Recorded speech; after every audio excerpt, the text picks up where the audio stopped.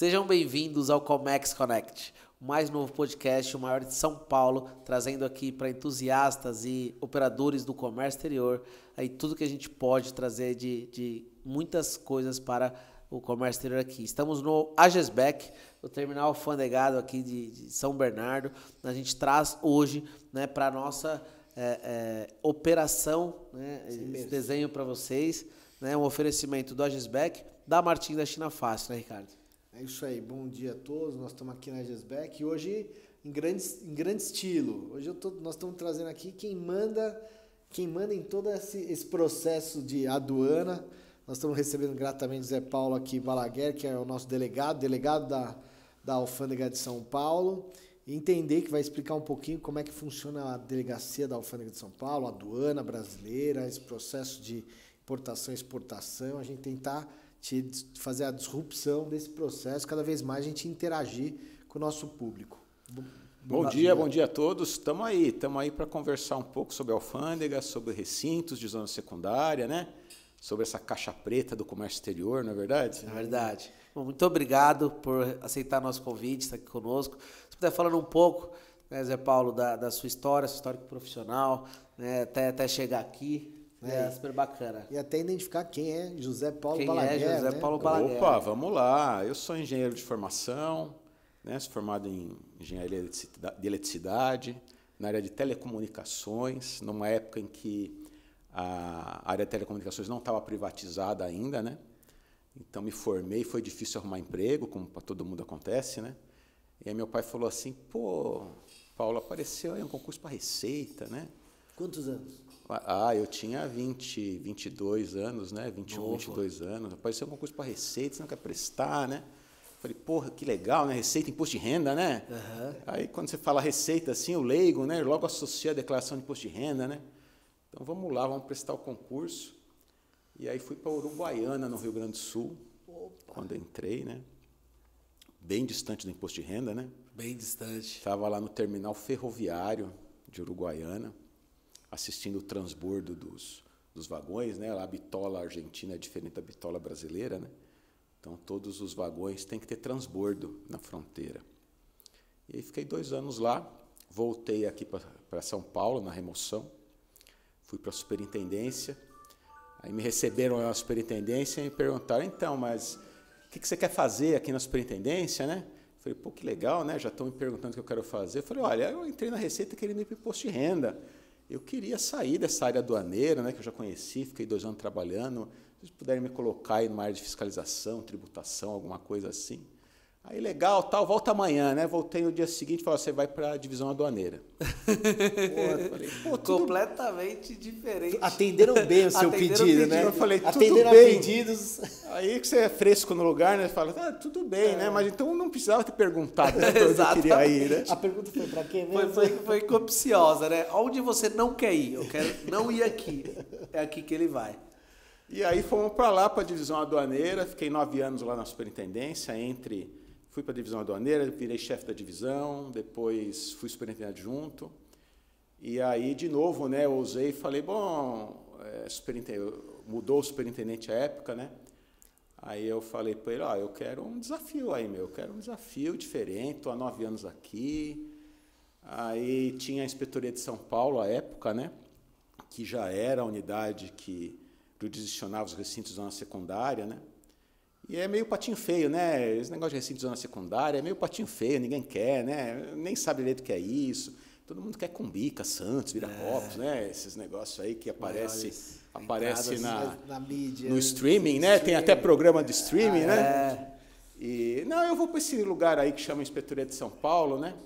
E eu pensava assim, lá não tem como eu errar, né? Não tem como eu errar porque tá tudo ruim mesmo, a impressão de todo mundo é que tá ruim, né? Sim. A inspetoria, na verdade, tem uma história até traumática, né? Então, nós tivemos aí, aquela ocasião que eu assumi, nós tínhamos tido o assassinato de um colega, né? De um auditor que era da Inspetoria de São Paulo, teve uma invasão armada ao prédio da Fulgêncio de Abreu, o depósito de Ipiranga, que é o principal depósito da unidade, metade dele pegou fogo, né? Tudo isso entre 2001 e 2002. Nossa, Então era um lugar que ninguém queria ser o chefe da unidade, né? Realmente é um presente. Não, é um baita presente. Todo mundo, Uruguaiana, São Paulo, vai para a inspetoria. Aí, Ricardo, o povo me perguntava, mas escuta, você vai para lá mesmo, né? Os meus amigos perguntavam, você vai para lá mesmo, né? Eu falei, mas não tem erro, meu. Pior que tá, não fica. Tá certo? Por mais besteira que eu faça, não vai piorar. Então vamos para lá, excelente. Né? Aceitar o desafio. Lá. E foi muito legal. Aquele período eu fiquei como chefe titular da inspetoria de 2004 a 2008. A gente mudou para o Tatuapé, saímos ali da região central, né? Fomos para o Tatuapé, o depósito do Ipiranga foi reformado, né? O comércio exterior já estava bombando, né? Ali entre 96 e 97 teve um pico de remoção para a zona secundária, depois deu uma baixada, depois subiu de novo.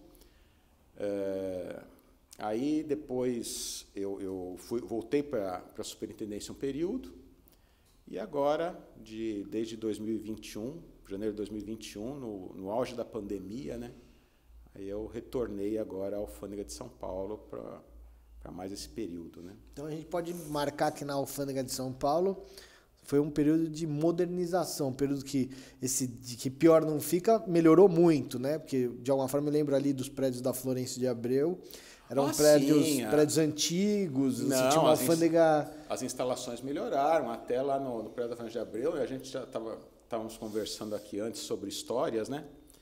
E o prédio da Florencio de Abreu, ele tem uma história também. Então, reza a lenda, né, que era uma fábrica de tecidos de um industrial alemão durante a Segunda Guerra Mundial. E aí o Brasil estava naquela história de que lado ia ficar na guerra, não sei o quê, não sei. Como o nosso país sempre está, né? Sempre estamos ali no muro, no muro, né?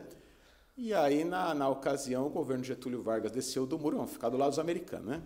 E nessa história, o prédio, reza a lenda, né? O prédio da Florencio de Abreu foi tomado do industrial alemão e ficou para o Estado, né? Foi tomado para a União e foi instalada ali, antes de virar uma unidade aduaneira, né, de uma coletoria, consta que foi uma unidade de repressão, né, na época do Getúlio, né, e se você vai, tem um porão lá, então lá na Florencio de Abreu tem um porão, o porão tem celas, as celas estão lá até hoje. Não podemos ficar contando isso muito, porque senão o patrimônio histórico vai chegar lá e vai querer tombar o negócio, né? Mas quando eu cheguei lá, o pessoal mais antigo vinha para mim e falava, de noite aqui, tal, de madrugada, tem uns barulhos. Nossa. Tem uns barulhos por aqui. Eu nunca fiquei lá para checar de madrugada se tinha os barulhos, né? Mas aí essa também foi uma das razões que motivou a nossa saída para o Tatuapé, que nós tínhamos que deixar os fantasmas trancados no armário, de fato, né? Mas posso entender que o próprio processo de ida para o Tatuapé, desse processo de modernização da Alfândega de São Paulo, foi uma iniciativa sua, foi encabeçada pela tua... Foi uma iniciativa nossa, por conta desses traumas todos que a unidade passou, né, que a comunidade toda, enfim, de usuários da unidade passou, a gente precisava de um retrofit, né? De um retrofit. E ela tá bonitona lá, né? Tá bonitona. Para quem já foi lá, de alguma forma, ela faz um atendimento um pouco integrado entre no térreo, acho que imposto de renda, e ali para cima as instalações tem a unidade de tributos internos lá, o atendimento de tributos internos, né? Depois tem a DSEX, que é a Delegacia de Comércio Exterior, Federação de Comércio Exterior, que fica ali no prédio também, e a alfândega, né? Então, estamos todos ali integrados. No início também tem uma outra historinha sobre essa mudança, né? A mudança aconteceu em 2006 e havia uma resistência, naturalmente, dos colegas. O ser humano, segunda lei de Newton, né? A lei da inércia, né? Lei da inércia. Então, todo mundo quer ficar do jeito que está, né? No status quo. E o pessoal que estava habituado a ir lá para a Florencio de Abreu, com a Estação Luz do outro lado da rua, né? A Estação Luz do metrô e tal, não queria vir para o Tatuapé de jeito nenhum, né? Aí alguns me encontravam ali no corredor e falavam, não, todo dia eu estou fazendo novena, estou rezando para o meu santo lá, para não dar certo essa mudança, né?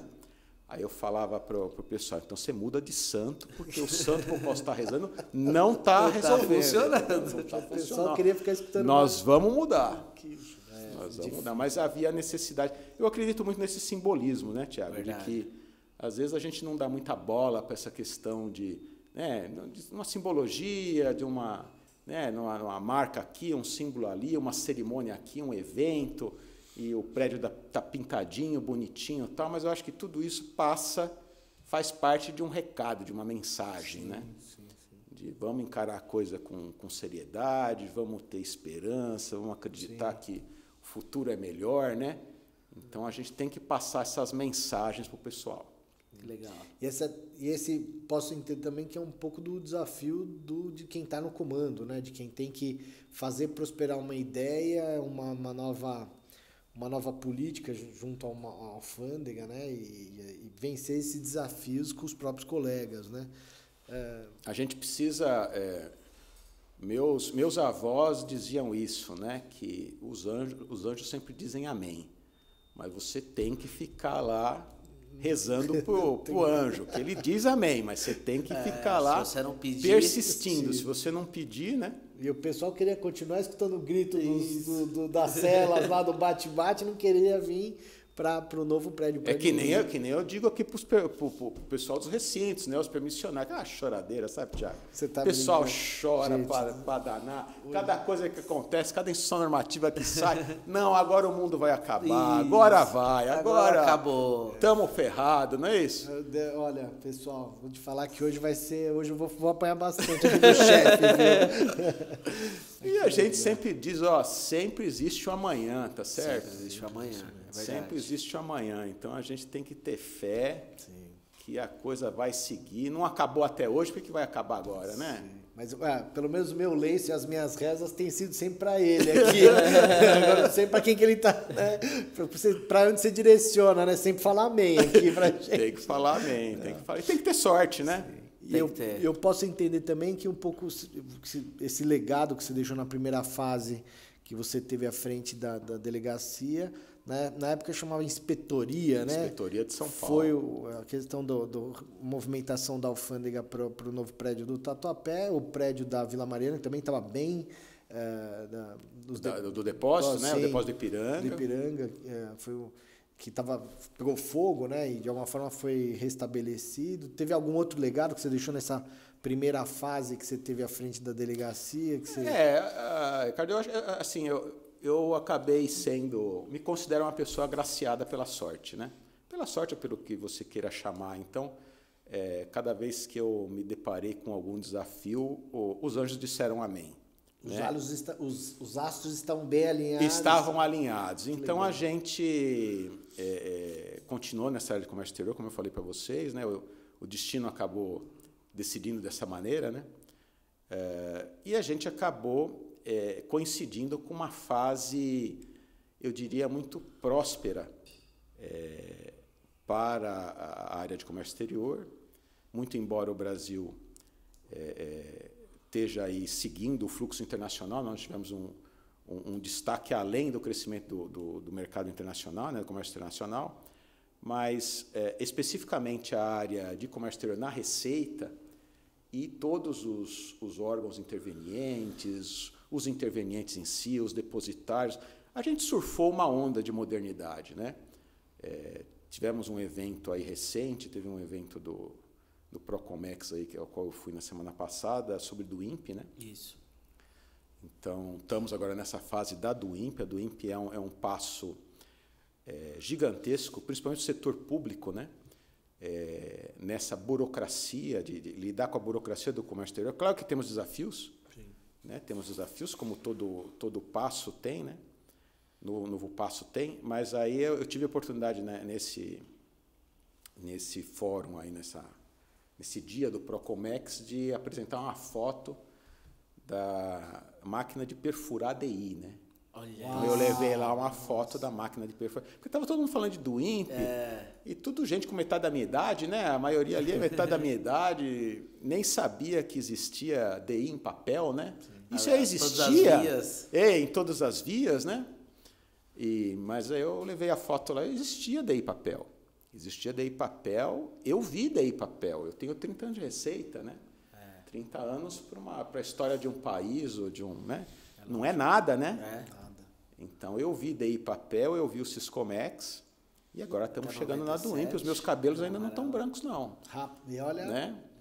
Então, tudo isso eu quis mostrar o quê? Nós tivemos uma evolução gigantesca. Né? Então, às vezes, a gente... e quem quer fazer, né? Quem quer fazer acontecer, normalmente é muito crítico de tudo aquilo que faz. Né? E a gente olha para tudo isso e fala, pô, mas ainda... A gente só vê o lado ruim, né? Sim. Mas, pô, nós tivemos uma evolução muito grande de toda a comunidade, né? De comércio exterior. Claro que a gente tem que ser crítico para sempre estar querendo mais. Né? Mas a gente tem que, de vez em quando, parar, olhar para trás e dizer, pô, olha da onde eu saí e para onde eu cheguei. Então, os anjos sempre disseram amém. Então, os desafios que eu enfrentei, eu sempre tive a sorte de ter a colaboração do contexto, né? Para ajudar no alcance daquelas metas. Né?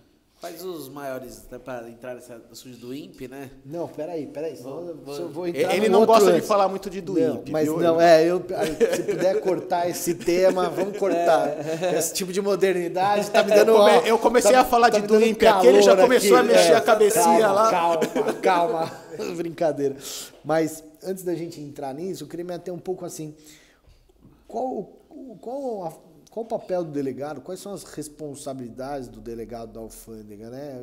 Que eu ainda tenho como inspetor da alfândega, né? Como você pode um pouco falar desse teu dia a dia, de quais são essas atribuições, os seus desafios, né? Porque você está já é a segunda vez que você está nessa cadeira, né? Ou seja, então, se tem alguém que pode falar bem dessa cadeira, você já está aí dobrando. Vamos lá, o que seria? Olha, eu costumo dizer para todo mundo lá que o delegado é o que menos manda, né? E o pessoal vê isso como uma brincadeira, né? Mas não é uma brincadeira não, viu? Então, é claro que no setor público, isso acaba... no seguinte sentido, né? Você, na verdade, ou eu me vejo como um facilitador de uma equipe. Né? Então, a minha principal função é não atrapalhar, digamos assim. Eu tenho que... Claro, existe um norte a seguir, existe um caminho a trilhar. É importante que todo mundo tenha esse norte, esse caminho claro. Eu tenho que ter esse norte, esse caminho claro, né? Mas eu já faço muita coisa se eu não atrapalhar que o pessoal siga aquele caminho, né? Então, eu acredito muito no convencimento, né? Então, de novo, o setor... Isso vale para o setor privado também, né? Sim, claro. Então, você...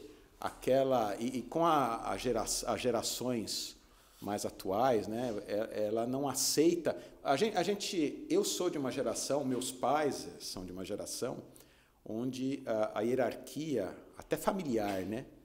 Era muito maior. Então, o chefe da família ali dizia, é desse jeito, é desse jeito. Agora, nós estamos num mundo onde tudo é questionado. E não adianta você querer impor determinada vontade, você precisa convencer as pessoas de que aquele é o melhor caminho. E, às vezes, até ser convencido de que um caminho um pouquinho diferente é melhor do que aquele que você está pensando. Quando você consegue passar essa mensagem para o teu grupo, fica muito mais fácil, né?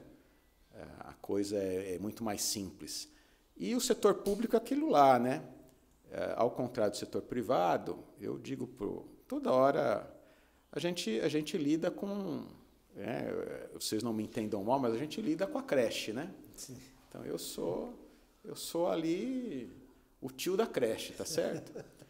Então, tem reclamação o dia inteiro, tá certo? Reclamação o dia inteiro. E não só do grupo, né? Dos terminais também. De todo mundo. Mas os terminais estão na creche, né? Você achou que você estava fora da creche? Não, mas é que assim... na creche também. Tem a primeira turma, a turma das 9, tem a turma das 10. Tem. Então, assim... E a diferença é que, no setor público, a tua creche, os teus filhos, você não pode se livrar deles. Eu digo para o pessoal que vai reclamar lá, vocês não têm funcionário, você tem filho. Porque de esposa, tal, você pode se divorciar. O filho não, o filho é para a vida inteira. Então, no setor público você tem essa questão, né? E a estabilidade é necessária, né? Claro, eu não estou aqui defendendo o fim da estabilidade. Ou seja, até tivemos episódios recentes aí na vida do Brasil que demonstram que o servidor público precisa ter alguma estabilidade para ser um servidor de Estado e não um servidor de governo, né? Então isso é necessário. Agora, isso tem também o outro lado. Claro. Então você tem que lidar com os teus filhos sempre. Então, mais do que nunca, você tem que convencê-los de que, papai está fazendo a coisa certa, tá certo? O tio tá... E se foi chamado de novo, o tio é bom, viu? O Thiago, né, o tio foi chamado, peraí que a gente precisa arrumar aqui o contexto. E você se vê nessa missão aí de um novo desafio, essa sua nova fase frente à alfândega. O desafio é outro, né? Eu acho que a gente está desafiado o tempo todo, né?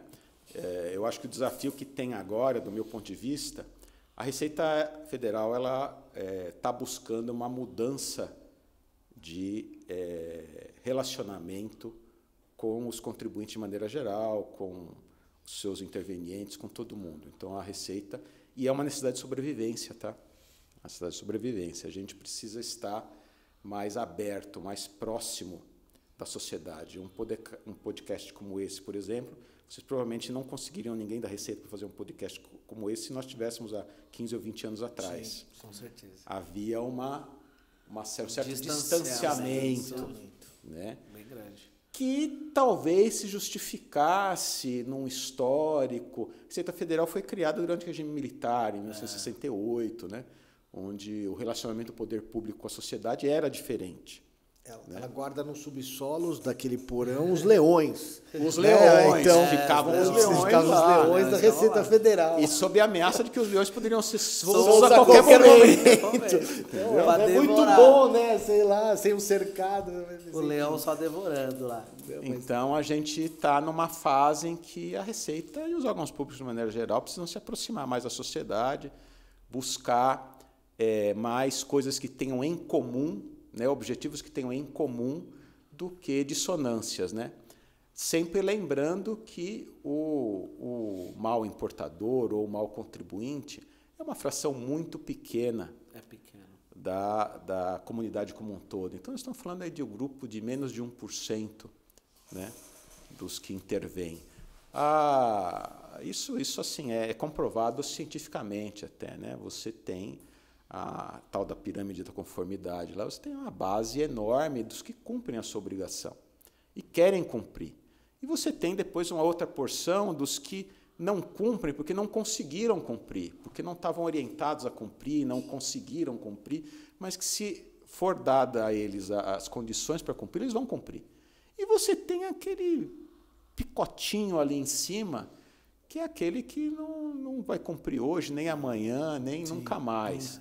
Mas é uma fração muito pequena, então as atuações da Receita Federal elas não podem se trilhar por essa pequena parcela, ínfima parcela. Ela tem que olhar o todo. E ela, de alguma forma, dando essa atenção um pouco mais próxima para a sociedade, ela consegue acompanhar os ciclos de modernização e até de demandas primárias que talvez num distanciamento ela não conseguiria alcançar. Não conseguiria. A gente tem que ser humilde para dizer, olha, eu não sou professor de Deus, não. Não é? Porque Eu tenho as minhas convicções, mas eu tenho que ter um olhar, eu tenho que escutar, né? Eu tenho um outro colega da Receita, inclusive, que falava para mim assim, não é à toa que Deus nos fez com 2 orelhas e uma boca, porque a gente tem que escutar pelo menos o dobro do que fala, tá certo? Não é o que eu estou fazendo aqui, né? Mas você está sendo provocado. E dentro desse tema, até o Thiago tem um ponto aí que a gente faz um bate-papo, né, com relação ao tamanho do Comex brasileiro, o tamanho do Comex das empresas que hoje acessam o Comex. Faz um pouco esse contexto e vamos entender se a gente consegue puxar umas informações hoje do chefe aqui. Exatamente. Eu acho que o homem que vai poder ajudar muito a gente, né, a dimensionar melhor o comércio exterior. O que a gente tem hoje de maneira mais pública é que dos 22 milhões de CNPJs ativos, né, aproximadamente entre 40 e 50 mil são radares ativos, né? Que é uma parcela muito pequena, né, José Paulo? É uma parcela ínfima, né? Ínfima. E até acrescento, né, Tiago, dos 40 ou 50 mil, 80% desses 40 ou 50 mil não são importadores regulares. Nossa. Ou exportadores Olha regulares. Né? Então, tem o radar ativo, mas ou não fez nenhuma operação nos últimos 2, 3 anos, ou fez uma operação. Né? Então, não é um operador regular. Isso eu acho que é o maior desafio do comércio exterior hoje. A gente ampliar a base, né? Ampliar a base. Você tem uma concentração muito grande num rol pequeno de empresas. Exatamente. Hoje você se arriscaria a entender desses 40 mil radares, hoje como seria um tamanho desse mercado regular, constante? Você teria uma... Se for 20%, é o que? Uns 8 mil? Uns 8 mil, mas aí também você tem uma curva gaussiana, né? Então, na verdade, se você pegar, por exemplo, os OEA, digamos, vamos partir do pressuposto que os OEA são regulares, os grandes operadores. Sim, os mais frequentes. Os mais frequentes, nós estamos falando de 400 empresas, entre 400 e 500 empresas OEA. Brasil, né? Break news, bomba. Bomba.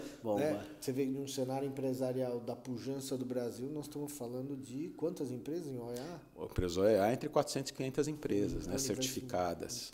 Você tem um número de quantas... Porque eu lembro que quando começou a OEA, existia o grande desejo de ter 50% dos operadores OEA, né?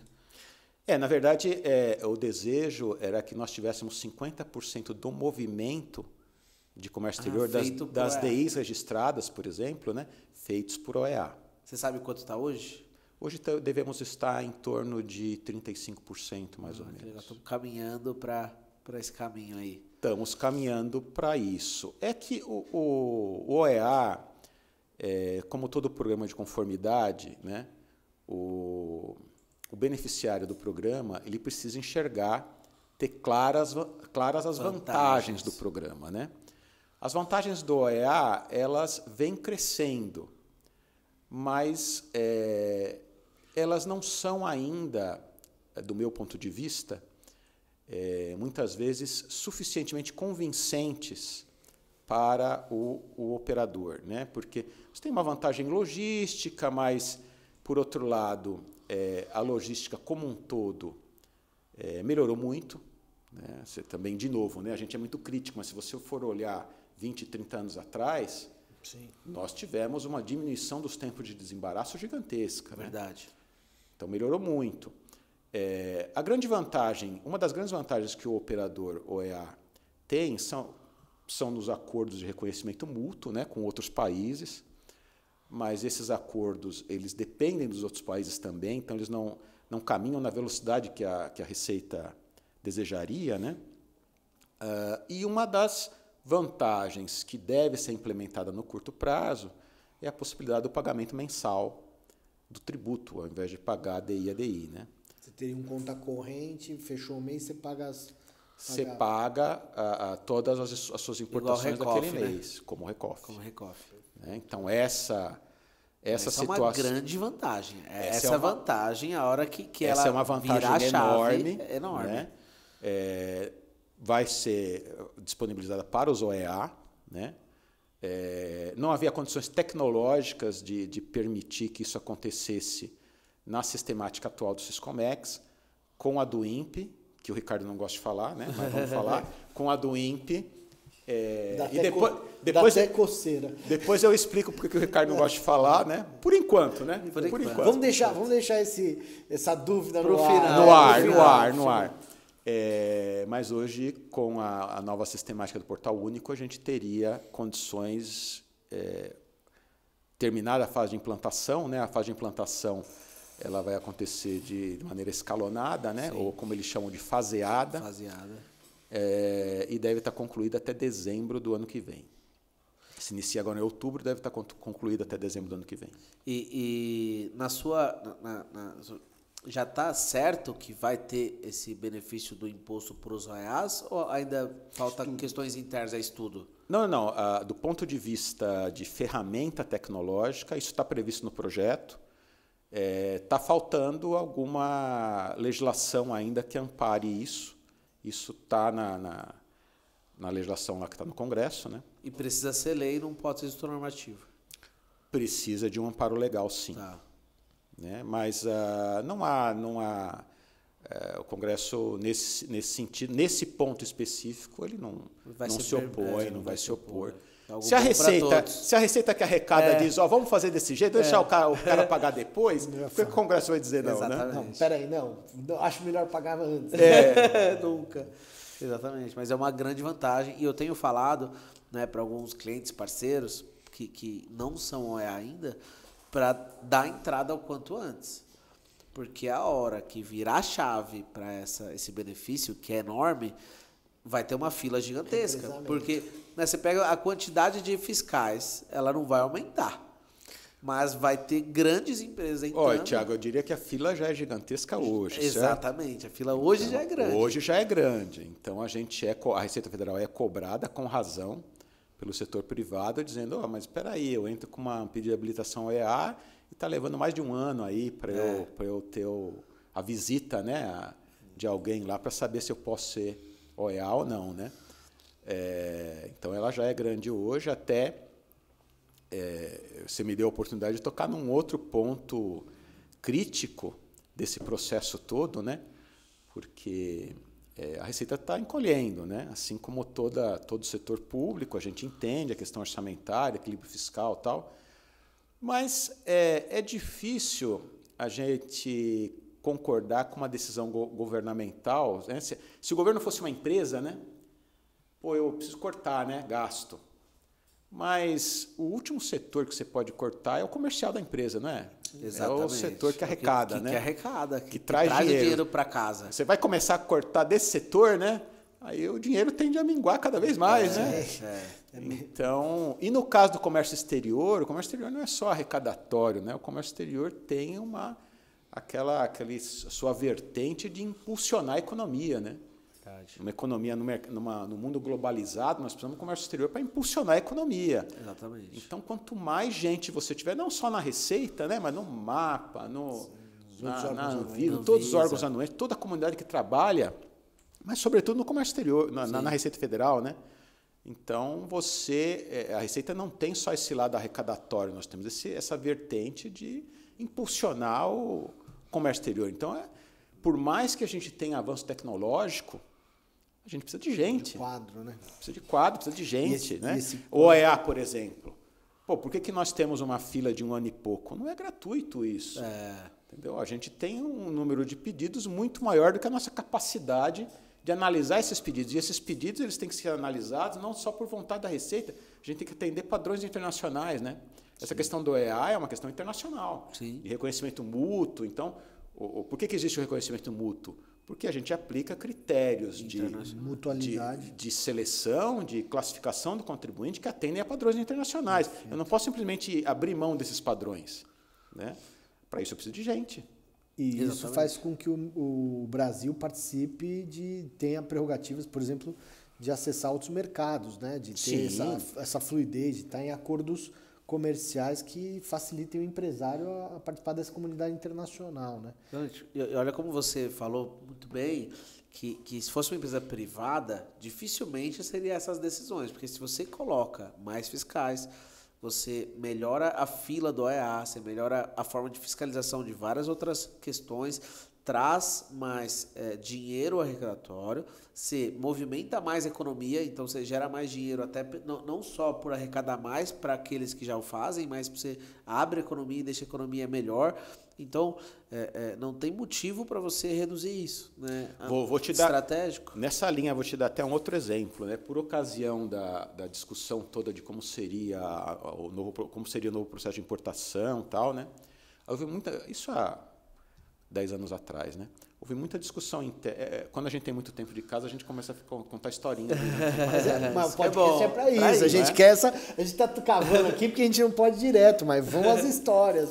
Mas aí, quando começou essa definição aí do portal único e tal, né? Aí teve um pessoal na Receita que falou assim, não, vamos seguir as orientações da OMC, da OMA aí, né? Por exemplo, de já pré-classificar o produto.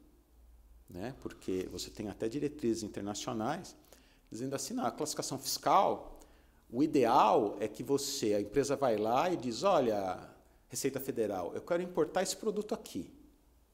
Você pode me dizer qual é a classificação dele? Porque eu preciso da segurança jurídica. Uma das coisas que mais interessa para o comércio exterior é a previsibilidade. Previsibilidade. Né? Porque sem ela, como é que eu vou definir o meu custo, o meu final. preço? Né? Como é que eu vou saber se aquela operação é lucrativa para mim ou não? Porque então, o risco é alto, né? Até, desculpa interromper esse raciocínio, mas trazendo até para o público nosso. Então, hoje eu tenho um projeto de importação e eu tenho uma classificação A e que eu pago ali 10% de I e 20% de IPI. Então, eu tenho a previsibilidade disso, vendo com base nisso. E a gente tem uma revisão aduaneira que tem 5 anos para ocorrer. Se passou 3, 4 anos, eu tive uma revisão aduaneira que dobrou o imposto, né? E aí eu tomei um grande prejuízo por uma insegurança ou falta de previsibilidade, né? Então, de maneira prática, isso seria realmente um risco enorme. sim, então você veja como seria ótimo que a gente conseguisse dar classificação fiscal para a empresa antes dele até fazer a importação. Por que a ideia foi abandonada? Ah, não, mas nós não temos como fazer isso. Como é que a gente, dentro da Receita, né? Quando esse assunto foi discutido ali na formulação do Portal Único, a ideia foi abandonada pelo seguinte, eu não tenho como fazer isso, porque eu não tenho gente para dar resposta às soluções de consulta, porque teria que abrir algum tipo de processo de solução de consulta de classificação fiscal para cada um dos produtos importados. Eu não tenho como dar uma resposta rápida para isso, eu vou travar o comércio exterior como um todo.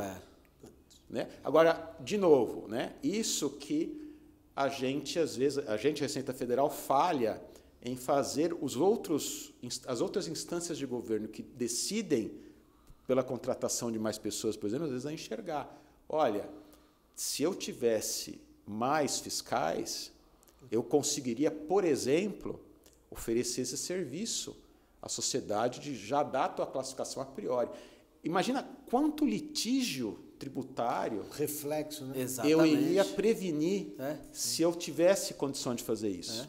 E até arrecadar de maneira correta para todos os contribuintes, porque eu tenho certeza que né, naquela pirâmide aqui de conformidade que você falou, alguns fazem errado e pagam menos imposto porque não sabem. Né? Sim, então, a imensa maioria. Exatamente. Então, a Receita conseguiria arrecadar de maneira correta para todo, né, o Brasil, o território nacional, e resolve não investir nisso. Então, um apelo aqui, né, a todo o governo e as pessoas estratégicas lá, que precisa de mais pessoas na Receita. Que separem que gasto é uma coisa, investimento é outra. É isso. Investimento traz retorno. Até porque para fazer a modernização você precisa de gente para o processo. Né? Eu acho que aí vamos voltar, né? Vou pisar no meu pé aqui. Para a própria situação da DUIMP, está emperrado já há algum tempo, por falta de evolução num processo falta estrutural, de também, né? Falta de recurso. Também, falta de Sofreu recurso. uma contingência, eu acho que nos últimos 2 anos, parece. Sim, ou no último governo, recurso né? orçamentário até para desenvolvimento do sistema, né? Tudo isso reflete negativamente a linearidade de segurança jurídica, que o Brasil... Esse ambiente, quando olham lá de fora para o país, ele precisa oferecer, né? Tem que ser um chamariz. Aí só para fechar o parênteses da questão das NCMs, né, que eu citei, claro. Aí a solução intermediária que se encontrou foi o catálogo de produtos. Que é uma evolução, eu acho que é uma evolução. A gente caminha nesse sentido, né? Até se discute, talvez até com o uso de inteligência artificial, enfim, num futuro próximo, que o catálogo de produtos possa evoluir para um catálogo de produtos / solução de consulta. Né? Boa. E eu acho que a tecnologia abre essas possibilidades, essas condições. Mas, de novo, precisamos de gente, precisamos de investimento, precisamos que o orçamento do órgão seja preservado, né? Porque ele é indutor de crescimento. Com certeza. E até aproveitando nesse contexto, qual é o tamanho da alfândega de São Paulo hoje em relação ao contexto Brasil? Nós temos esse número? Pô, temos. Eu olho para ele todo dia. Né? É o jornal da sua mãe. Dashboard. É o meu dashboard. Até, né, para os ouvintes aí, o pessoal entender. Quando você fala em aduana, né? Então, a primeira coisa que você pensa é Santos, né? Aí vem aquela foto bonita do Porto Santos lá, né? Ou então o aeroporto de Cumbica, né? Que sai até no streaming aí, né? Não é? Toda hora, tal, área restrita, aquela coisa toda. Sim. Então, a alfândega de São Paulo ela sempre fica, o pessoal nunca lembra, né? Porque, de novo, né, você está ali no teu cantinho, tal, o portão fechado, aquela coisa toda, questão de segurança, de controle e tal. Mas a alfândega hoje, ela tem 13 recintos de uso público sob jurisdição do Estado de São Paulo inteiro, né? A maioria deles são CRIAs. E somos a 5ª unidade de importação do país. Olha lá, pessoal. Olha esse número. Repete. 5ª unidade de importação do país. Nós só perdemos para Santos, GRU, o aeroporto de Cumbica, o aeroporto de Viracopos, as outras 3 aqui de São Paulo, e o Porto de Itajaí, por enquanto. Mas Porto de Itajaí, se prepare que estamos chegando. Estamos chegando. Zé Paulo Balaguer tem novidades aí no próximo contexto. Lembra que os anjos dizem amém. Olha lá. Vamos isso aí. Se dependendo do meu joelho, eu vou dobrar ele para reforçar minhas orações aqui. Mas que importante, eu acho que... Primeiro, eu acho que esse grau de visibilidade, né? Todo mundo pensa sempre em Santos. Santos cada mês bate recorde de movimentação. Guarulhos, eu acho que é o principal aeroporto de cargas, né, e de passageiros do Brasil. Viracopos se destacou, teve uma crescente absurda com cargas. E São Paulo, que posso chamar que a gente é uma aduana híbrida, porque efetivamente a aduana em si está distribuída nesses 13 terminais sobre a sua chefia, da qual a GESBEC, que eu vou fazer meu merchanzinho aqui, nós estamos aqui subordinados. Que tem o EA. Que somos o EA, mas obrigado por estar ajudando aqui. Tá me ajudando a gente. Mas, e efetivamente o próprio público em geral não consegue ter essa visibilidade da força dessa aduana, né? Sim. Que ela hoje é a 5ª maior aduana do país. Não é pouca coisa, não é pouca responsabilidade, não é. E não é pouco tráfego, né, que acontece. E eu realmente acredito que ela deve ser vista, a Alfândega de São Paulo e os recintos da secundária devem ser vistos dentro desse contexto todo da operação de comércio exterior. Eu procuro sempre ver de uma forma agregada. Então, não é à toa que nós somos a 5ª. Nós somos a 5ª porque nós temos que oferecer esse plus de serviço. Eu vejo, o importador vai lá, o que interessa ao importador ou ao exportador mesmo? Poxa, eu quero trazer o meu produto ou mandar o meu produto com previsibilidade, com o menor custo possível, né? Para eu ganhar mercado. Eu tenho que ganhar mercado. Como é que eu, poder público, ajudo ele nesse caminho? Eu tenho que oferecer o maior leque possível de oportunidades para ele, para que ele saiba escolher, dentre aquele leque, qual o que melhor lhe favorece. Santos, o maior porto da América do hemisfério sul, eles gostam de dizer, do hemisfério sul. Ok, mas também voltamos às leis de Newton. A matéria, dois corpos não podem ocupar o mesmo lugar no espaço. Santos é finito. Se tudo ficasse em Santos, né, não seria possível. Não seria possível. Não seria possível. O mesmo vale para Cumbica.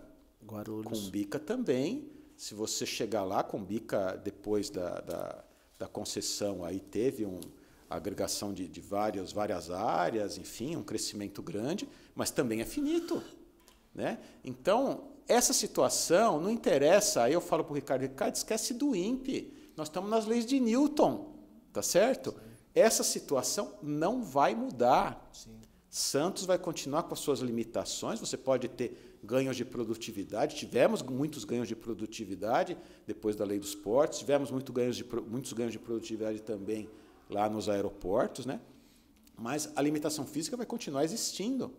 Então, o importador vai chegar e vai dizer, não, espera aí, tudo bem, eles melhoraram muito tal, mas eu ainda estou gastando tantos dias para ficar com a minha carga lá, né? Eu estou disputando espaço com todo mundo lá. Eu sou tratado como mais um.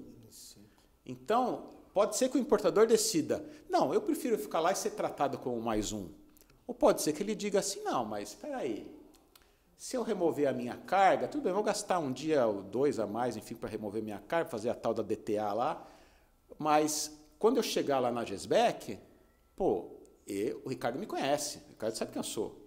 Eu vou ser tratado de maneira diferente. Eu posso eu posso ter customizar o meu produto, a minha necessidade, o armazém vai me atender nesse sentido. Não estou dizendo que para todo mundo esse raciocínio vai servir, mas eu, poder público, comunidade de comércio exterior, eu tenho que oferecer ao importador ou ao exportador esse leque de oportunidades. Ele vai saber melhor do que ninguém qual é a situação que melhor lhe interessa. Por isso que eu digo para o Ricardo, quando ele vem falar, não, a Duimp vai acabar comigo. Não vai, Ricardo, não vai, porque, graças a Deus, né, todos nós somos diferentes, temos necessidades diferentes, os importadores também. Então, sempre vai ter o teu cliente, sempre vai ter o teu espaço. Se vocês notarem, na creche dos terminais, parece que eu estou chorando mais com o Balaguer aqui, né? Mas tem seus desafios, né? Mas eu acho que também tem muita coisa boa que vai trazer. E eu acho que a gente precisa tirar o chapéu para aquilo que a gente tem de qualidade. Né? A gente sempre fala...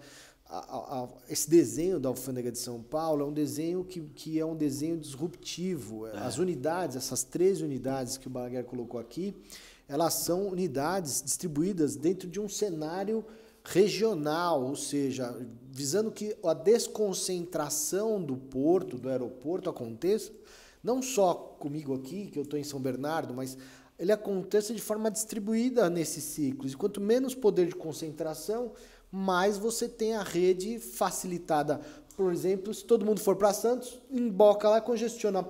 Exatamente. Quem quer ir para a Baixada para se banhar e quem está com um monte de caminhão lá que precisa tirar lá para subir para São Paulo. A mesma coisa, né? Eu acho que essas obras de crescimento, Guarulhos, né, modernizando lá o processo, você vai ter um caos. Daqui a pouco quem vai pegar avião não consegue chegar porque está uma fila de caminhão na porta para carregar no terminal de cargas. Então, eu queria destacar muito o valor da Alfândega de São Paulo, porque isso, quando a gente fala muito de planejamento estratégico para as companhias, a Alfândega de São Paulo é esse portfólio diferenciado, porque ela tem sob a sua jurisdição terminais que estão distribuídos.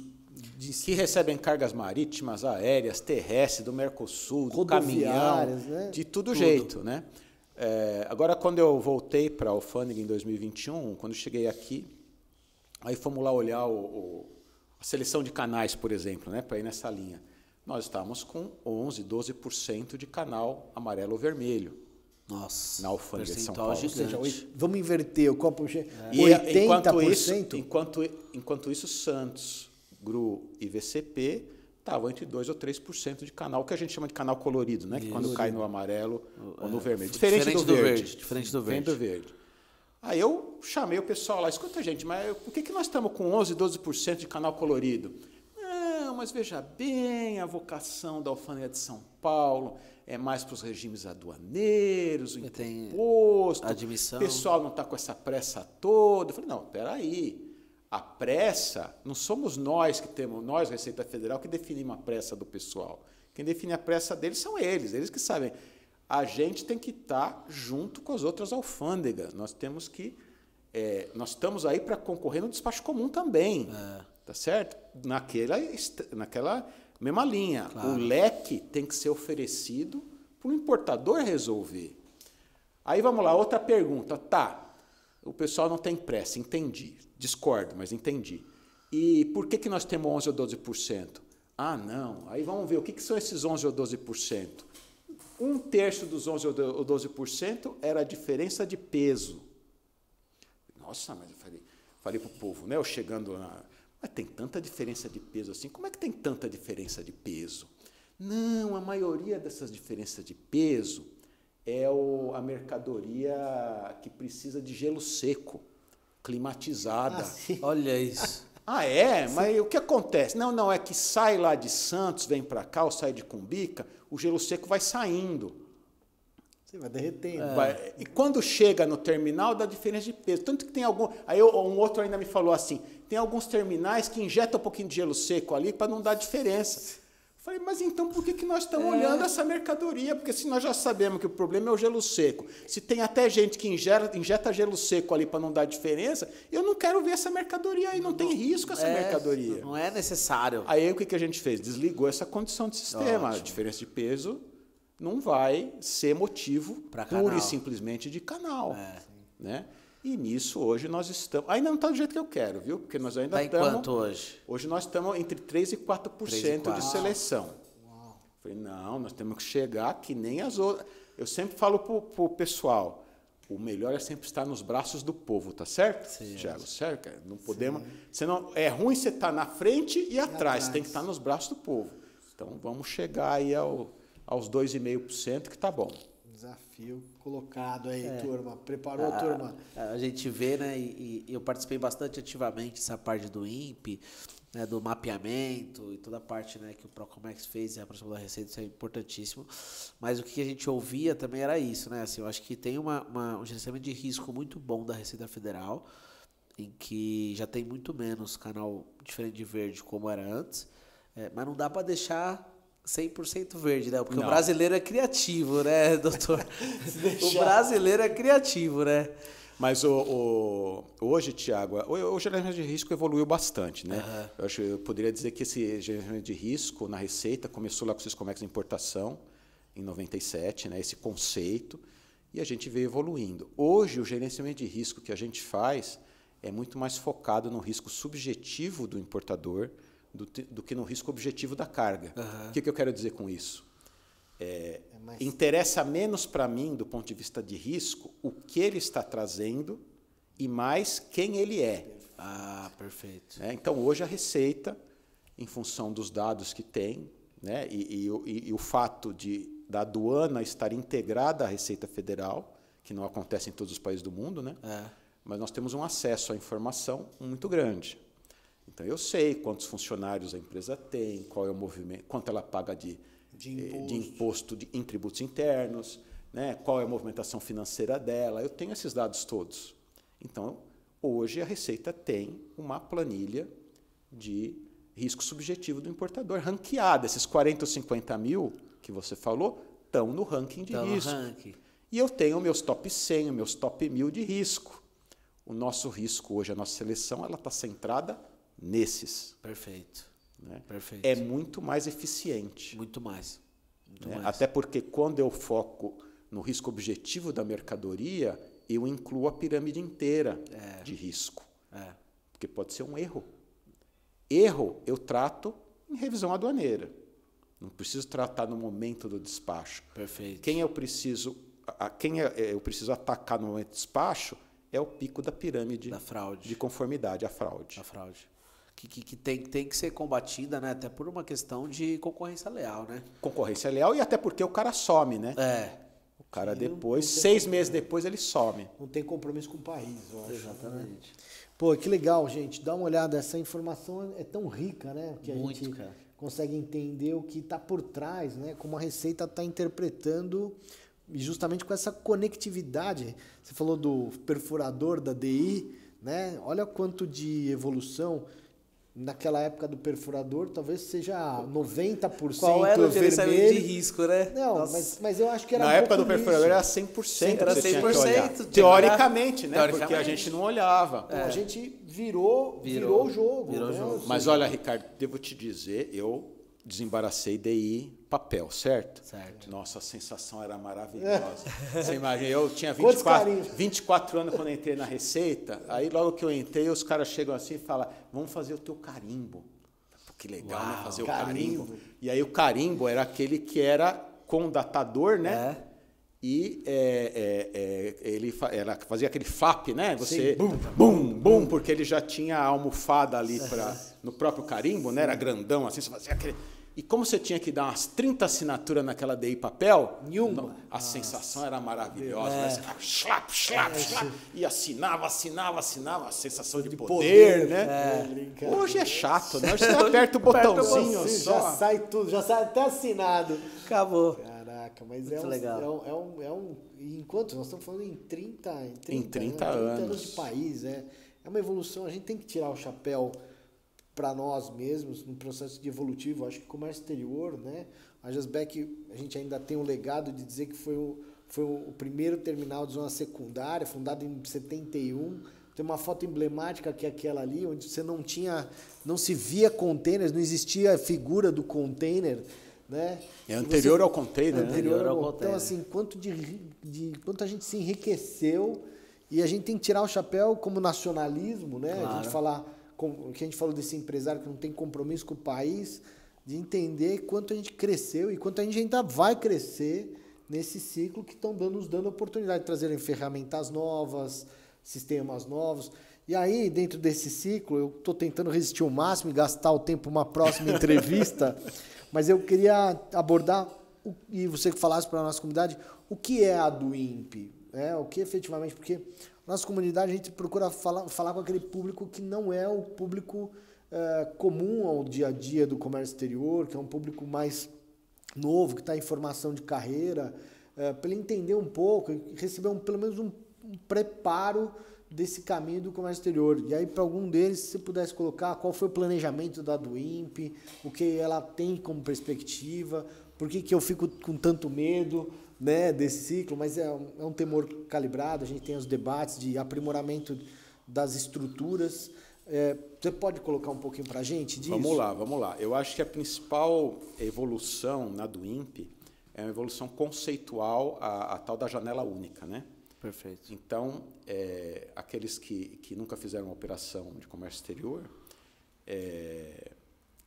para você entender o processo, primeiro, não vou dizer que é simples, tá, gente?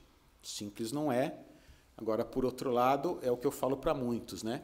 Simples não é, mas você tem que pensar assim, se eu aprendo a fazer, é bom que não seja simples mesmo. Verdade. Porque assim eu detenho um conhecimento que é só meu. Valioso, tá certo? Então, quando você tem a operação como um todo de comércio exterior, além da parte logística, de transporte, de depósito e tal, você tem a ação de vários órgãos intervenientes. Dependendo da mercadoria que você traz, você pode ter ação do Ministério da Agricultura, da Vigilância Sanitária, né? Eu queria me ater a esse ponto importante, gente. A Receita, ela não é líder sozinho no processo de decisão do que o que pode entrar e o que não pode entrar no país. Isso. Ela seria a última instância, eu posso dizer assim? A Receita Federal tem a atribuição constitucional de deixar a mercadoria entrar efetivamente no país. Perfeito. Né? Mas ela muitas vezes depende de outros órgãos intervenientes darem o seu ok. Que são os primários, vamos dizer. Que são mercadorias, por exemplo, né? Você não vai poder trazer, né, para o país um medicamento que não seja aprovado, regulado pela Anvisa para circular aqui pela população. Então, há mercadorias que dependem de um expertise para dizer pode entrar ou não pode entrar, que a Receita Federal não tem sozinha. Mas ela é a autoridade final para dizer, não, todas as etapas foram cumpridas, todo mundo que tinha que ser consultado foi consultado, pode entrar. Perfeito. Então, a evolução grande da Aduimp, como nunca tivemos antes, foi essa interação entre os diversos órgãos intervenientes de uma maneira, vamos tratar a importação de uma vez só. Perfeito. Né? Então, vamos fazer um gerenciamento, cada um faz o seu gerenciamento de risco, mas vamos juntar esse gerenciamento de risco todo numa janela só, no mesmo sistema, para que o importador tenha transparência do que está acontecendo. Tanto que nós estamos falando aqui, falamos no 2 ou 3% de canal colorido, né? Todo mundo vai tomar um susto quando a Aduimp estiver operando, atuando plenamente, porque esse canal colorido vai subir para 30%, 25%, 30%. Nossa, mas isso aí significa que todo mundo vai começar a olhar mais? Não. É o que já se olha hoje, só que não é transparente. A única coisa que é transparente hoje é o que a Receita Federal bota em canal. Perfeito. Por questões tributárias e aduaneiras. O que o MAPA bota em canal, o que a Anvisa bota em canal, o que o Inmetro bota em canal, ninguém vê. Não está transparente para todo mundo. É verdade.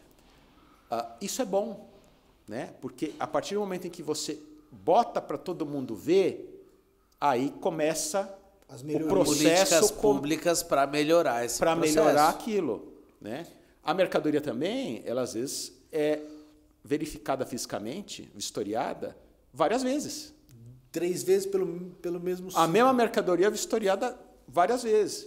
Isso vai contra todo o regramento internacional e de eficiência que a gente quer buscar. E, portanto, aumenta custo. Claro. Né? Então, a do INPE ela vem com essa proposta. Olha, poder público, vamos olhar tudo que tem que olhar de uma vez só. E vamos deixar isso transparente para toda a comunidade. Né? Essa é a maior evolução.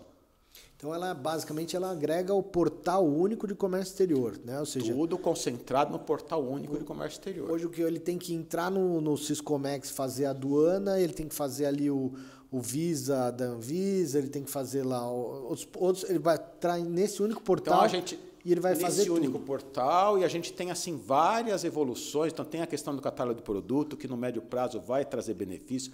Tem a questão do fim da LI, né? Do LPCO. Agora é o LPCO, o LPCO, inclusive Flex, né? Que a CSEX está chamando de LPCO Flex. Em vez de você pedir uma licença de importação a cada operação, você vai ter uma licença de importação acobertando várias operações. Como se fosse um guarda-chuva, né? Uma evolução enorme, né? Enorme, enorme. Então, você tem várias... Eu diria assim, o poder público está fazendo a sua lição de casa nessa linha de modernizar.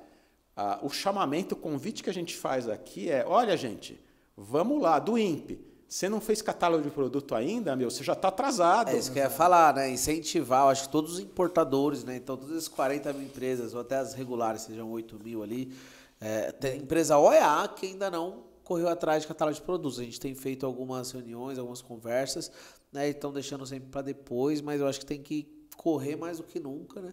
E privilegiar e priorizar o catálogo de produtos. E temos que desmistificar, né, Thiago? Temos que desmistificar. Então, vai dizer, não, mas esse negócio aí é complicado. Pô, mas hoje em dia, operar conta corrente no banco não é complicado?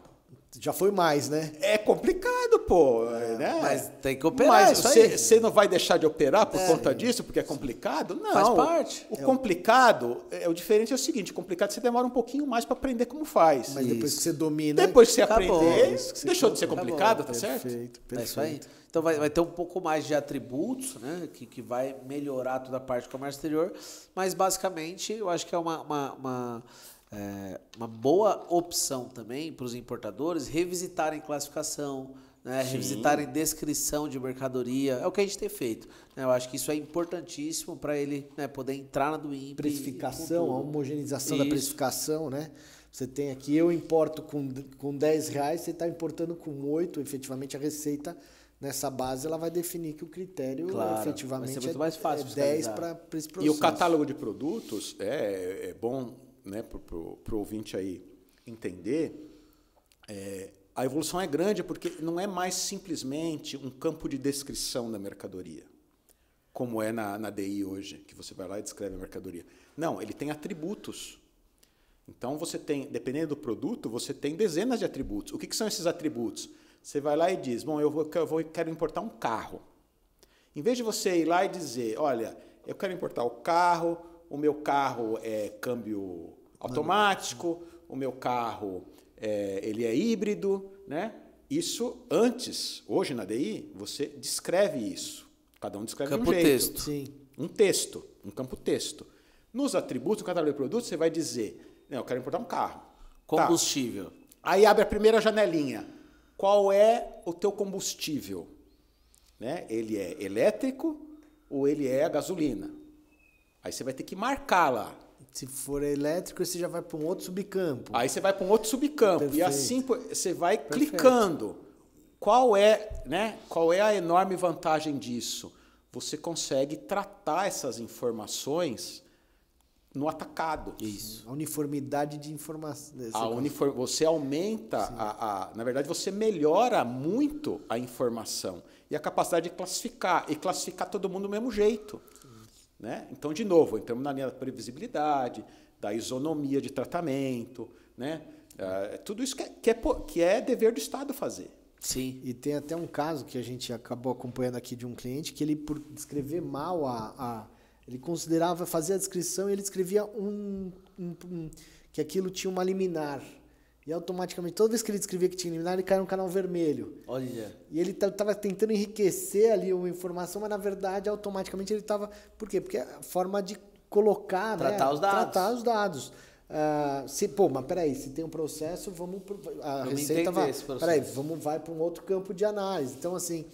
E aí, às vezes, com isso, você consegue colocar de uma forma que a linha de produção fique mais limpa, fica mais clara, e o próprio sistema coloque a forma que efetivamente você precisa inserir o que é necessário e o que não é necessário. Imagina a cabeça de um fiscal, que se ele tiver que fazer ali uma conferência física, quantas formas diferentes de leitura ele não deve ter para tratar ali, talvez a mesma ADI, né? Ele começa com o ano, é o carro, ele começa escrevendo o ano. Aí na outra linha ele escreve o ano só no final do texto.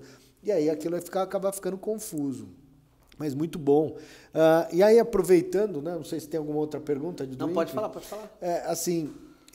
Eu queria entender um pouco nesse processo de modernização final, a perspectiva de modernização final. Acho que a primeira etapa, acho que agora o que está no foco é a do INPE, mas quais são os outros pontos de modernidade que você enxerga, se você não tiver mais nada para falar do INPE, né, mas que a alfândega hoje está...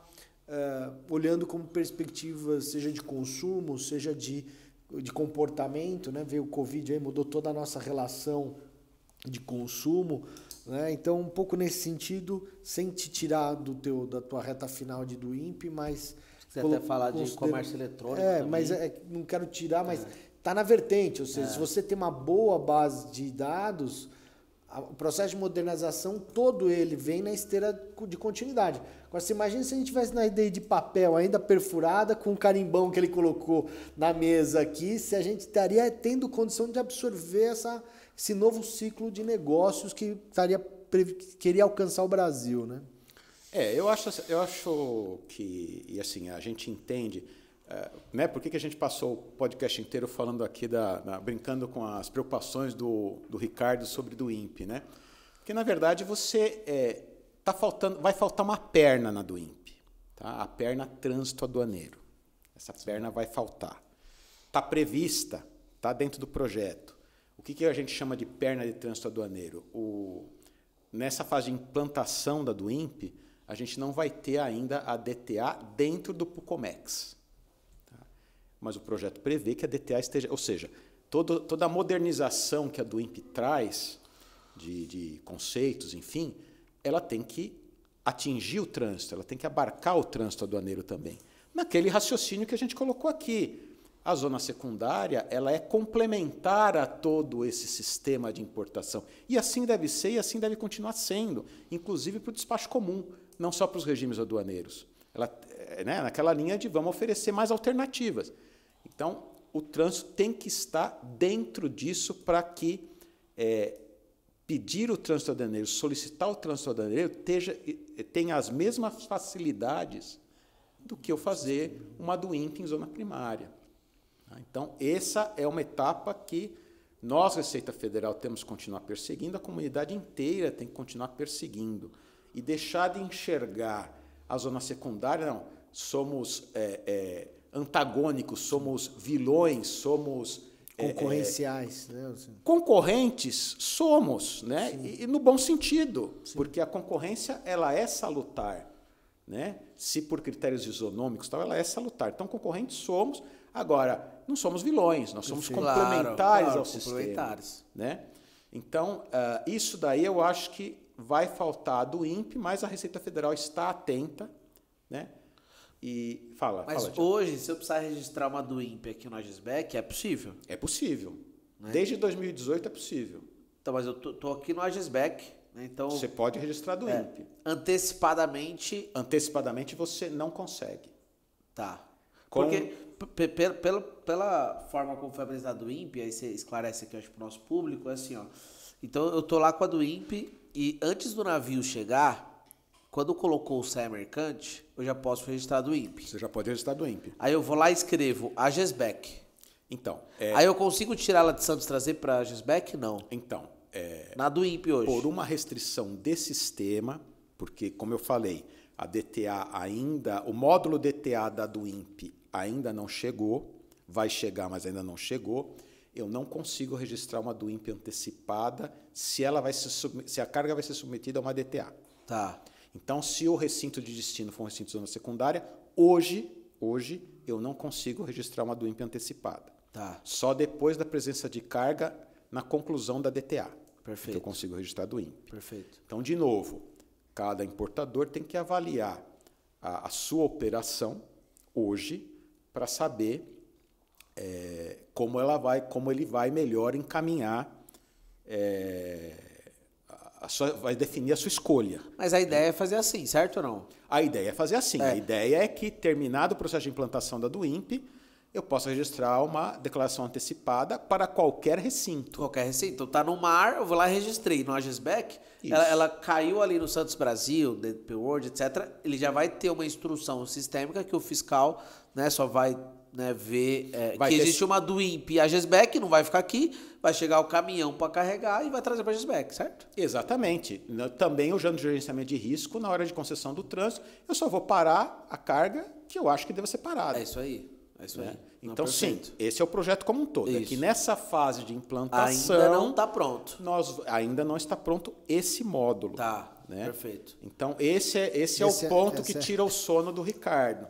Mas aí eu digo para ele, não se preocupe, porque os teus clientes são fiéis, eles vão continuar, eles vão continuar optando pela DTA, porque eu gosto do Ricardo, eu vou continuar indo para lá. Então, o serviço calma. é bom, diferencial. Mas o que é verdade? O que é verdade. O que é verdade. Né? Então, porque justamente aquilo, eu acredito que os recintos de zona secundária, eles oferecem um serviço que transcende a questão do timing de desembaraço, da necessidade da carga. O importador que resolveu já enfrentar o caminho da DTA, ele já levou tudo isso em consideração e ele vai levar em consideração também o fato de, no momento, ele não poder registrar uma DUIMP antecipada. Tudo bem, também vai levar em consideração isso. Porque o produto oferecido ele é diferenciado em diversos aspectos. Eu já tomei minha maracujina antes da entrevista. Então, esse é o primeiro ponto. O segundo ponto, né, que fui provocado aqui sobre essa modernidade e tal. Remessas internacionais é uma realidade posta. Está aí. Né? Era uma tendência que já vinha caminhando. Com a pandemia, ela foi exponencialmente aumentada. Né? Então, o Brasil, em 2019, tinha 200 mil encomendas dia. Chegamos a um pico de 1 milhão de encomendas dia. Uau. No auge da pandemia. Estamos hoje estabilizados em 600, 700 mil encomendas dia, mas com tendência de crescimento. Sim. Tá? Muito volume, né? Porque você teve uma mudança. Tá certo que vamos colocar as coisas de consumo nos devidos lugares, né? O movimento das remessas internacionais ainda é inferior a 2% do volume total de importações do Brasil. Muito pequeno ainda. Certo? Então, mas há uma tendência grande de crescimento dessa área. Então, também os recintos de zona secundária, naquele mesmo raciocínio, tem que estar com essa oferta de produto para o mercado inteiro. Né? Hoje a legislação permite que nós tenhamos o programa Remessa Conforme estendido aos recintos de zona secundária. É uma realidade que está aí posta, vamos ver como é que os operadores vão tratá-la. Né? Naquela linha da concorrência benéfica com a zona primária. Lógico. Se o operador de courier quer operar em zona primária, ok. Agora, ele precisa pesar isso em relação à logística e preço. Custo e serviço. Serviço prestado, enfim, tudo isso daí. Então, ele vai pesar, ninguém melhor do que ele para fazer essa avaliação. A nós cabe oferecer o produto. Perfeito. Então, esse é um ponto. E o segundo ponto da modernização, que vai estar ao encontro do que prevê a DUIMP, o portal único e tal, é que a gente tem, a Alfândega de São Paulo hoje é a unidade da Receita Federal que mais opera a verificação física remota de carga por câmeras, por um aplicativo próprio, com muito mais transparência para todo mundo, com segurança, porque eu tenho toda a verificação física filmada, fotografada, aquilo fica arquivado, né? Então, permite aos órgãos intervenientes, por exemplo, que tem, às vezes, muito mais escassez de recursos humanos que a própria Receita, né? Permite que eles atendam às demandas de uma maneira muito mais rápida, muito mais ágil, né? De qualquer lugar do país. Então, esse caminho, aproveitar o que a tecnologia oferece de novas ferramentas, é uma coisa que nós todos temos que abraçar, entendeu? Vamos abraçar isso daí em prol de tornar, em prol do fluxo, em prol da agilidade, em prol da facilidade, do controle também. Claro, com certeza. Então, vamos abraçar isso daí. E aproveitar também o ambiente propositivo que existe hoje, né? Dessa junção das pessoas que estão mobilizadas para esse processo, no tempo que a gente tem, porque eu acredito, né, que a gente viva sempre nos ciclos políticos, né? Então, chegou agora no ciclo político, esse ciclo político está propositivo, o próximo não está, mas essa concepção é muito bem colocada, né? A junção, o tratamento melhor das bases informativas, o processo de modernização que nos gera escalabilidade para outras oportunidades, porque se não fosse esse caminho percorrido anteriormente pela alfândega aqui de São Paulo, vou especificamente me ater à alfândega de São Paulo, nós não poderíamos alcançar o comércio eletrônico, porque nós não teríamos base suficiente para tratar um caminho alternativo ao comércio eletrônico. Então, eu acho que é um alinhamento dos astros. Precisamos aproveitar o alinhamento dos astros, né?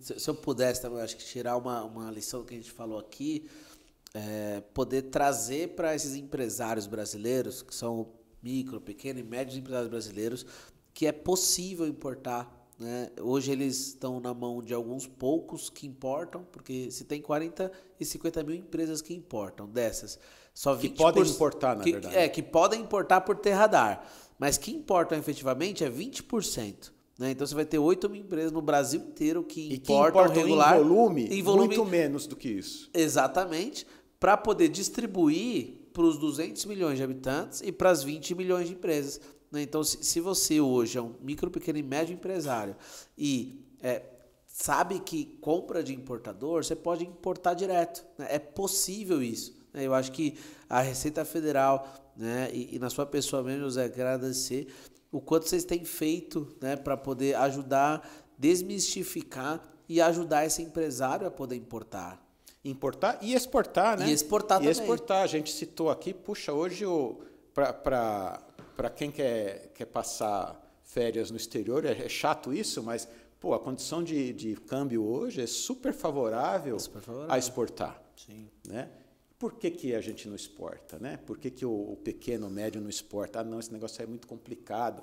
Aí, de novo, gente, vamos ousar. Tem que ser ousado. Vamos ousar. Se você já abriu uma empresa aqui neste país, é porque um pouquinho de ousadia você tem. É verdade, tá certo? É verdade. Então, vamos continuar ousando, vamos conquistar novos mercados. Vamos exportar as mercadorias made in Brasil. Se os chineses fazem, por que nós não podemos fazer? Exatamente. Até porque, qual é o câmbio? O câmbio da moeda chinesa está em quanto? 6,5, 7. Nós estamos a 6, 5,5, 6. 5,5, Então, 6.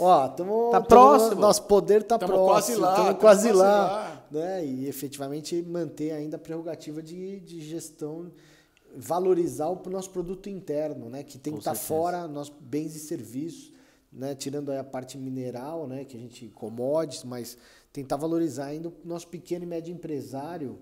E esse é um testemunho que a gente acaba vivenciando muito aqui também, nessa figura passiva do terminal. Em alguns momentos de crise em que a gente está tendo, seja por influência de macroeconômica ou microeconômica, alguns grandes empresários saíram dos processos de crise local porque eles tinham canais internacionais. Sim, verdade. Né? Nós temos alguns amigos empresários que vendiam um absurdo enquanto todo mundo estava na escassez local. Então, muito bem colocado, José Paulo, que vamos ousar. Se a gente está conseguindo comprar produto da China que demora aí, me ajuda, 70 dias para chegar aqui, né, efetivamente, e tem todo um custo logístico para isso, e ela chega combatendo o nosso chegando competitiva, né? Agora a gente está agora na imersão desses carros elétricos, os chineses estão invadindo o Brasil com carros.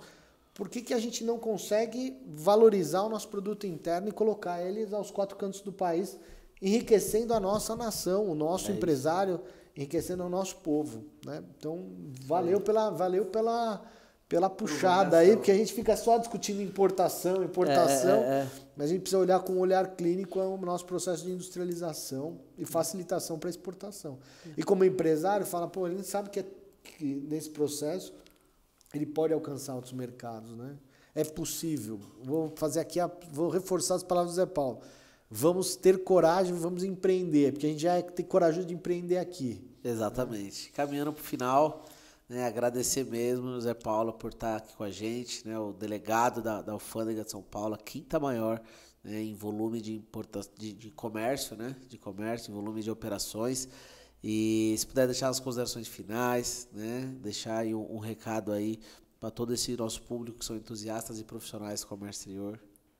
Não, vamos lá. Claro, agradecer Thiago, Ricardo, aí o gentil convite. Foi um prazer aí essa conversa com vocês todos, né? Eu acho que como recado final, um resumo do que a gente falou nós estamos aí modernizando, né? Eu acho que a gente está num processo de modernização, o poder público está num processo de modernização, está aí do INPE, está aí verificação remota, portal único, todo mundo aí.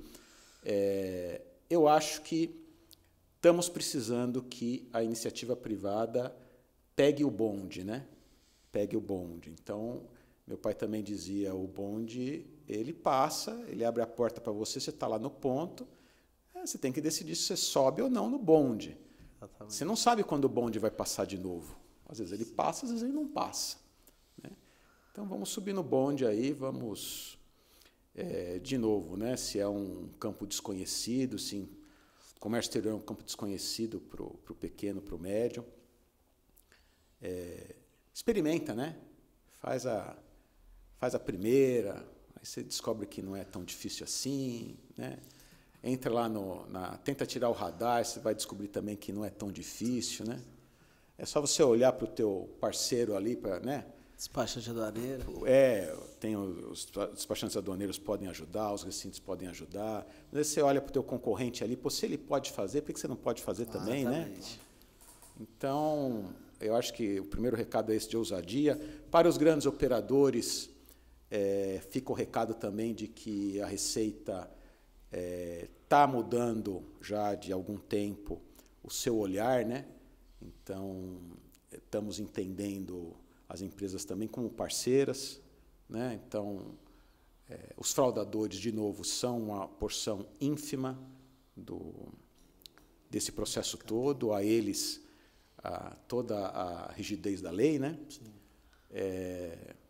E estamos juntos nesse processo todo, né? A única coisa que os órgãos públicos precisam da sociedade para nos ajudar é o reconhecimento do papel, né, da sociedade como reguladora de todo esse processo para todo mundo, né? E precisamos, em particular, para a Receita Federal e para os órgãos intervenientes no comércio exterior, que nos olhem como investimento e não como despesa. Perfeito. Excelente. Bom, da minha parte, Zé Paulo, é uma honra poder receber você aqui, né? Nós estamos subordinados à sua delegacia e, assim, até acho que isso mostra um pouco do quanto a Receita está deixando aberto para os usuários de comércio exterior, para os empresários que vivem nesse ciclo, essa comunicação e essa interação, né? Então, eu agradeço, como você bem colocou, se fossem outras épocas, né, até esse canal de nova comunicação não seria tão fácil receber o delegado de São Paulo aqui para esse processo. Então, essa modernidade eu quero parabenizar, nós somos beneficiados muito por essa liderança, da qual a gente fica muito grato, né, em recebê-lo, receber a oportunidade, o tempo da gente poder ter feito isso. Sei que você tua agenda nunca é calma, né, porque a creche não para de chorar, né, então a creche tá sempre você chorando, né, mas assim, deixar esse registro desse momento que brilhante. Eu acho que até como servidor, né, essa carreira brilhante, você está novamente aqui na Alfândega de São Paulo, a gente marcar esse momento E esse legado, que eu acredito que a gente, como usufruiu ele antes, na sua primeira estada, e agora o tamanho desse desafio, até para o nosso público entender também o tamanho do desafio, né? Da gente se manter esse ciclo de vigor econômico das amarras, de não abrir mão do protecionismo das nossas fronteiras e das grandes possibilidades que ainda estão nas nossas mãos em fazer, né? E não só em reclamar, em fazer, né? Muito obrigado mais uma vez pelo teu tempo e pela oportunidade. Maravilha. Queria agradecer a todos vocês que nos acompanharam aqui nesse podcast super especial. Sigam nossas redes sociais, então siga o Ricardo Drago, a Agisbec, siga o Thiago Martins, a China Fácil.